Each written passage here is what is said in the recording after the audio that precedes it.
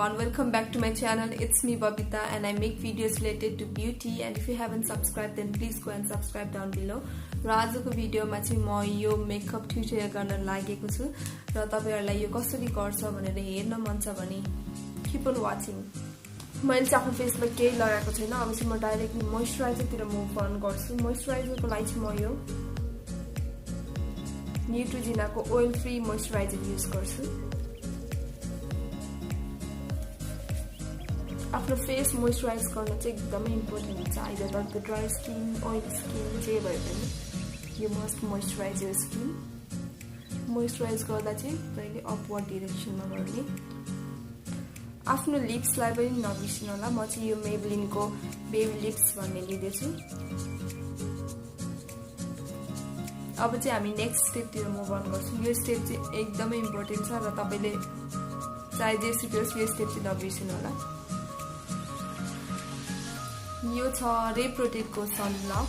मैले चाहिँ SPF 30 र यो चाहिँ ओइली स्किनको लागि चाहिँ राम्रो छ, बट कुनै कुनै साथीहरुलाई चाहिँ मैले रिकमेन्ड गरेथे उनीहरुको ड्राई स्किन भए पनि they loved it, so you can try it as well. यो चाहिँ नेपालमा चाहिँ फार्मेसीहरुमा इजिली भेटाउनुहुन्छ र मेरो यो वान अफ द फेभरेट हो.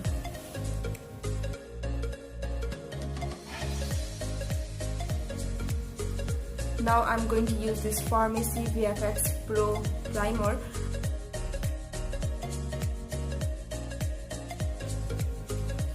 अब चाहिँ म यो दुईटा करेक्टर युज गर्छु. करेक्टरको काम भनेको चाहिँ तपाईहरुको फेस टोनलाई चाहिँ इभन गराउनु हो.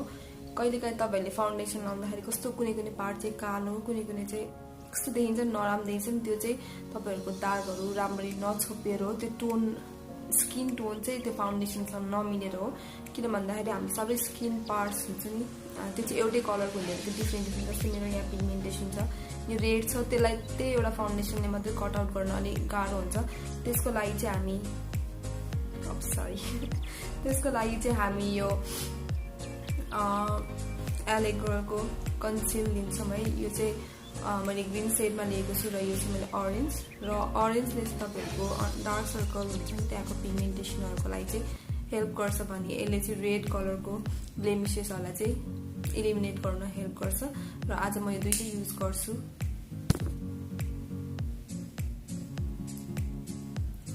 यसरी लगाएर चाहिँ म हातले नै ब्लेन्ड गर्छु र थोरै पाउडर लिएर यसलाई सेट गर्छु. यति भएपछि अब हामी फाउन्डेसन युज गर्छौं. फाउन्डेसन चाहिँ म यो lagirlको न्यूड बेसमा लिँदैछु. यो चाहिँ एकदमै राम्रो छ. यदि तपाईहरुको ड्राई स्किन छ भने यो पर्फेक्ट, ओइली स्किनको लागि पनि एकदमै राम्रो छ. मैले युज गर्दैछु है. यसलाई चाहिँ हामीले पाउडरले राम्ररी सेट गरे भने एकदमै राम्रो छ यो फाउन्डेसन. र यसले चाहिँ स्किन जस्तो फिल गराउँछ. यस्तो हेभी वेट छैन कि, यसको चाहिँ एकदम लाइट वेट छ. सो अब हामी फाउन्डेसन लगाउँछौं.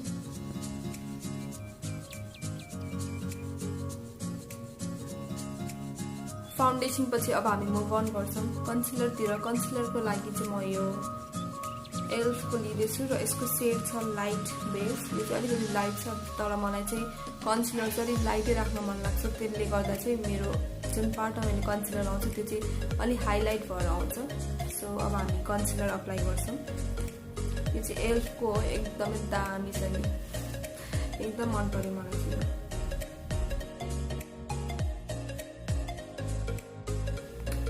म चाहिँ यति लगाउँछु अनि अब ब्लेन्ड गर्छु यसलाई ब्युटी ब्लेन्डरको हेल्पले.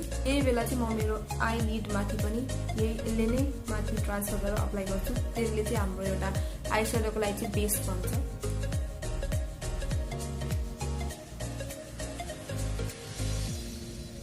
सो यति भएपछि चाहिँ अब म पाउडरतिर मुभ अन गर्छु. मेरो वान अफ द फेभरेट, एकदमै मनपर्छ मलाई यो पाउडर.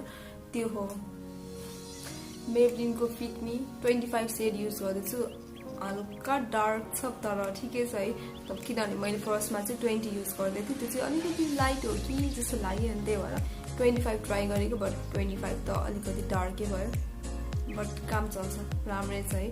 20 चाहिँ म रिकमेन्ड गर्छु यदि तपाईहरुको मेरो जस्तो स्किन टोन छ भने चाहिँ.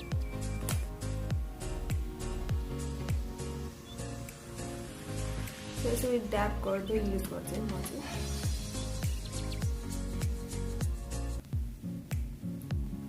अब चाहिँ म यो वेट एन्ड वाइल्ड को ब्रोन्जर युज गर्छु ब्रोन्जर चाहिँ म आफ्नो फेसलाई स्ट्रक्चर पनि दिन्छु अनि अलिकति ट्यान इफेक्ट पनि दिन्छु है अनि ब्रस चाहिँ म त्यही बिएस कस्मेटिक को युज गर्छु र यसको शेड चाहिँ प्रिन्सेस समथिङ थियो त्यो चाहिँ म डिस्क्रिप्सन बक्समा राख्छु please check the description box I just love to use bronzer है आजकल चाहिँ म खाली ब्रोन्जर मात्रै युज गर्छु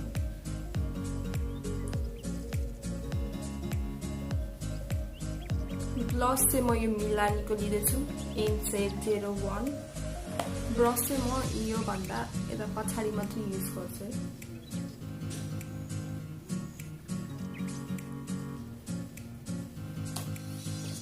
यति सबै गरेपछि म ऐके पाउडर थोरै लिन्छु अनि यस्तो खालको स्पन्ज लिएर चाहिँ अब एउटा सेप दिन्छु फेसलाई सबको आफ्नो टेक्निक हुन्छ मेरो चाहिँ यो one of the favourite technique हो है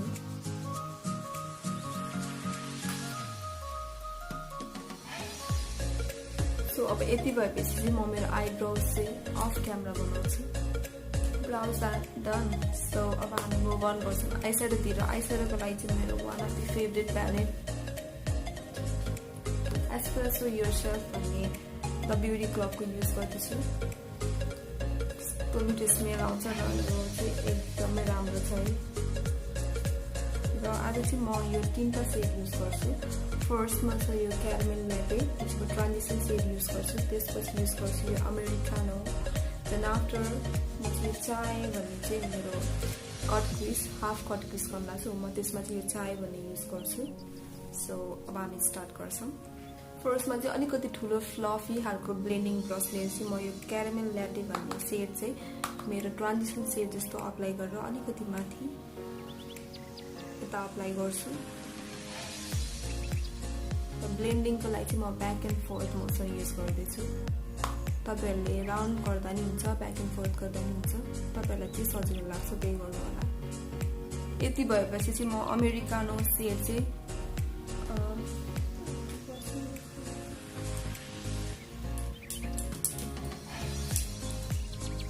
यति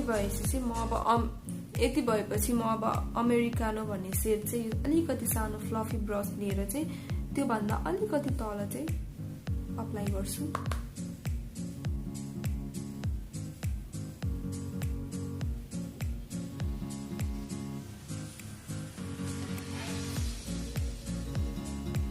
सो यति भएपछि चाहिँ म अघिको फाउन्डेसन थोरै लिएर चाहिँ यस्तो फ्ल्याट टाइपको ब्रस लिएर चाहिँ अब कट क्रिस बनाउँछु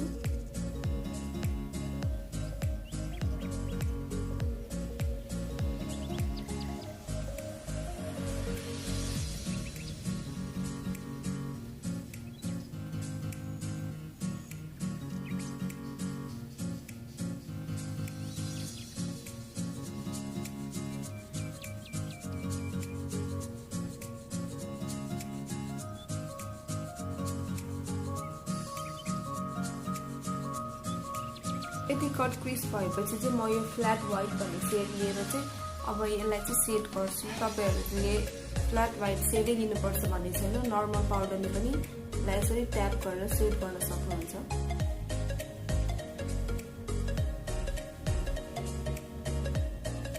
यति भएपछि चाहिँ म यो चाय भन्ने सेड छ नि यो वाला सेड चाहिँ मेरो जुन कट क्रिस गरेको त्यसको माथि लगाउँछु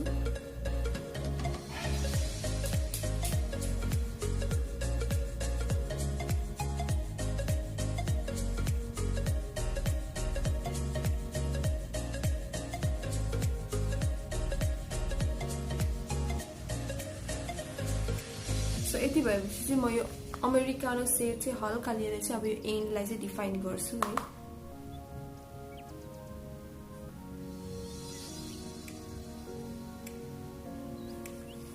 अब यति भएपछि चाहिँ यसलाई म अझै साइन दिन चाहिँ म यो वाला हाइलाइटर अब यति भएपछि चाहिँ म यो आईलाई चाहिँ अझै पप आउट गर्नलाई चाहिँ म यो ग्लिटर लिँदैछु यो चाहिँ राइट आई डोन्ट नो के भन्छ यसलाई यो चाहिँ तपाईहरुले न्यू रोडमा इजिली पाउनुहुन्छ 160 200 समथिङ त्यस्तैमै पाउनुहुन्छ है यो चाहिँ यस्तो आइलाइनर जस्तो हुन्छ तर ग्लिटर हुन्छ अब चाहिँ यसलाई म यसरी अप्लाई गर्छु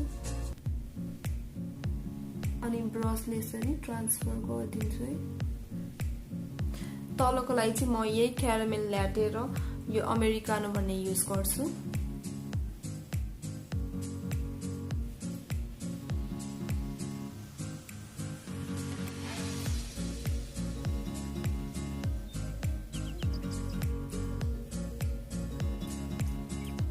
एसेन्स को लिक्विड इंक लिँदैछु यो चाहिँ वाटरप्रुफ हो र एकदमै राम्रो छ र अफोर्डेबल पनि छ आज चाहिँ लाइनर चाहिँ म त्यस्तो विङ्ड बनाउँदिन है नर्मल बनाउँछु किनभने हामी ल्यासेस युज गर्छौं सो लाइनर चाहिँ म आज सिम्पल एउटा लाइन मात्रै ड्रा गर्छु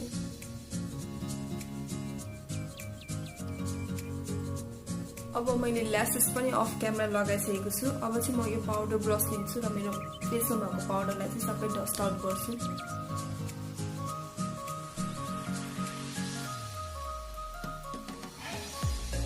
अब चाहिँ हाइलाइटरको लागि चाहिँ म यो वेट एन्ड वाइल्ड को लिँदैछु यसको सेड छ प्रिसियस पेटल्स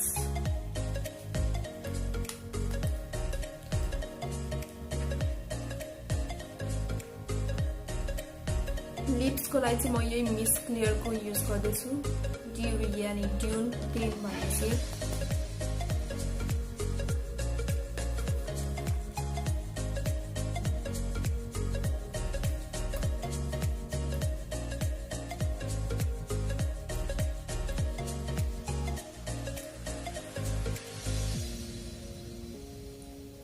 लास्टमा चाहिँ म यो लिप ग्लस लिएर चाहिँ अब लिप्सलाई चाहिँ फाइनल टच दिन्छु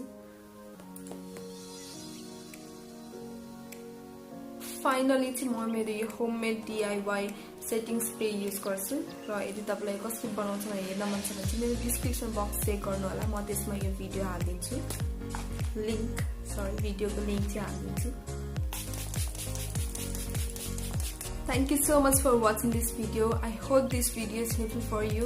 Helpful भयो कि भएन comment down below अनि अझै कस्तो खालको भिडियो हेर्न चाहनुहुन्छ त्यो पनि comment box मा लेख्न सक्नुहुन्छ अनि please don't forget to like, comment and subscribe to my channel. Also follow me on my Instagram. मेरो Instagram handle चाहिँ म यतातिर राखिदिन्छु गएर follow गरिदिनु होला. So that's all for today. See you next time. Goodbye.